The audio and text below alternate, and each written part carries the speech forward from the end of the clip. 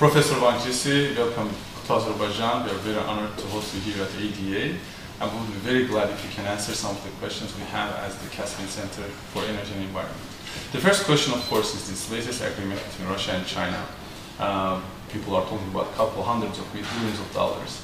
And of course, the concern is what the implications will be for Russian-EU relationship and overall energy structure in the world. So what would you have to tell us about this issue? I think the agreement was signed at the time when Putin visited China recently.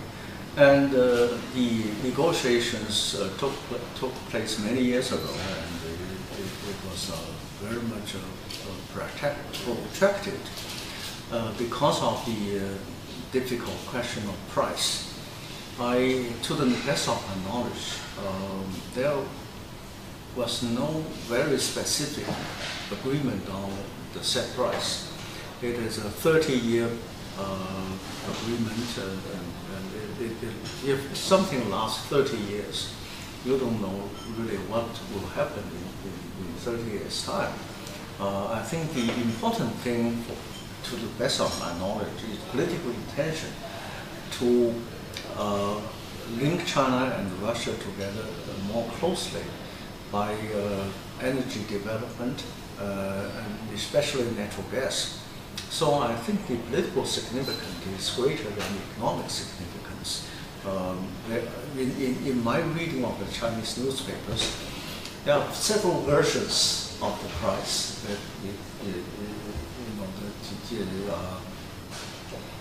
The margin is very large. So I cannot tell what is the set price, but I think it means that Russia and China will open more channels of their economic cooperation. It is not simply natural gas. It also, I think the even more important message to us is the agreement to build cross-border bridges between China and Russia. Although we share this common river, there has been no bridge. What does that mean? That means Russia has some reservations about Chinese consumer goods. And then, so after the agreement of the natural gas, and we expect that the Russian market will be more open to China. Do you look at this as a done deal? Do you think it will be implemented, or do you see some problems that could hinder the realization of this project? I cannot tell the details, but I do know that that is something like an MOU. This is it is set to be settled down, but I think in the 30 years time or in the years ahead, there will be more specific discussions going on between the two sides.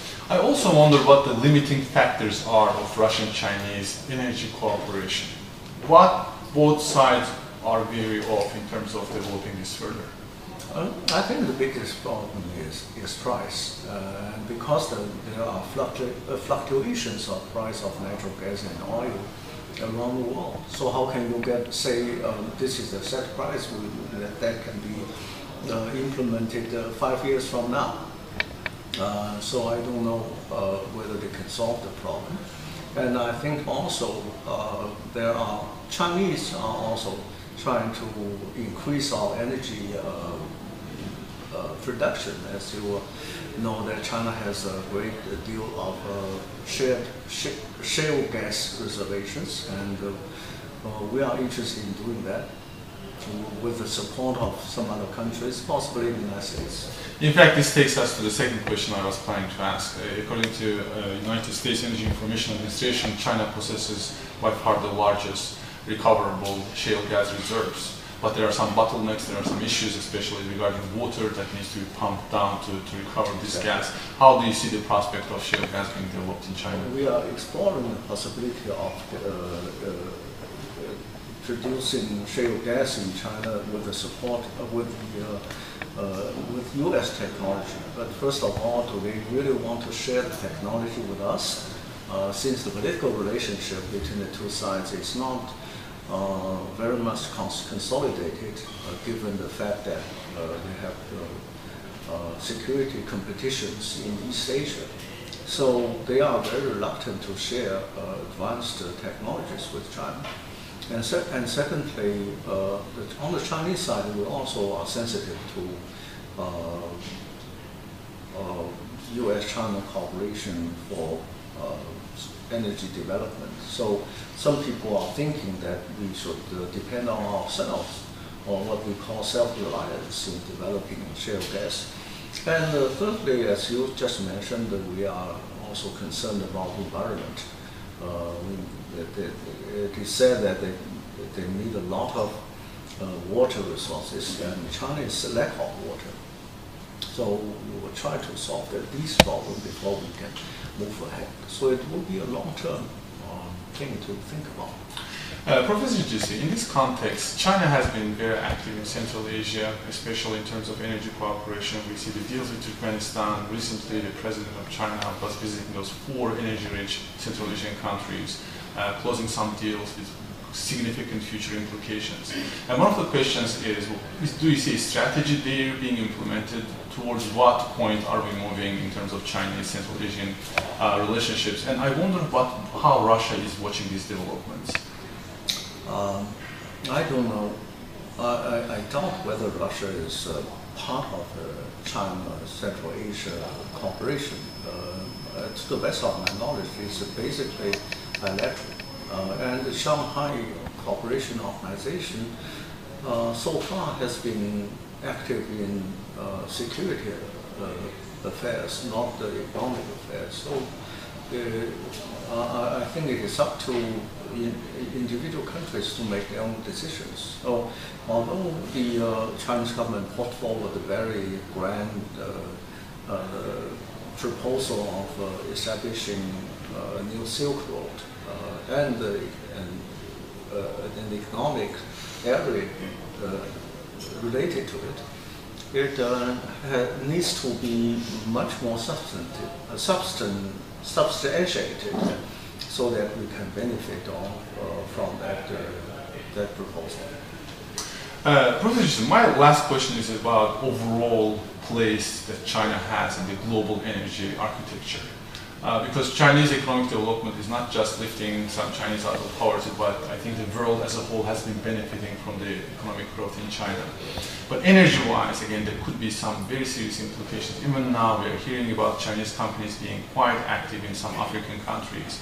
And it could go both ways. It could be either very constructively influencing overall, again, global energy architecture, or there are, of course, some issues that could be potential points of tension. How do you see, which direction do you think we are moving in terms of Chinese place in this global system? I think China will continue to expand its industries and manufacturing industries in particular.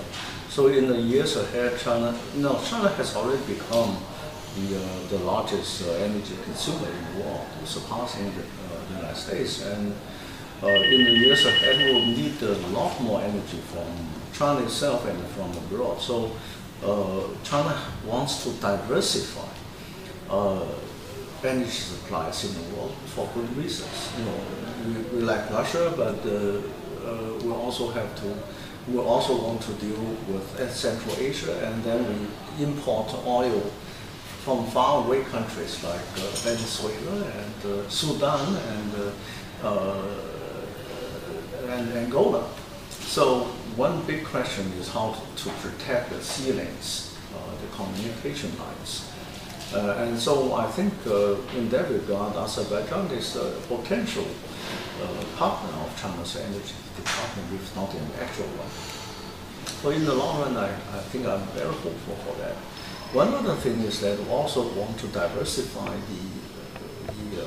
the energy, not energy supply from different countries, but different energy resources. Coal is still very important. It's still largely the main source of 75% they are talking about. Yes, 35%, and then shale gas will become very important to China, and then we have other new energies like hydropower stations, but that is very difficult because of the lessons we learned from the Three Gorges. There are heated discussions about the pros and cons of the project, and then we have solar and that is very important to China. So we are trying to diversify energy productions in that regard. Thank you very much, Professor Jisi. I hope that after you are back from Azerbaijan, Chinese companies will be more interested in energy issues in our region as well. Thank you. Thank you. Thank you.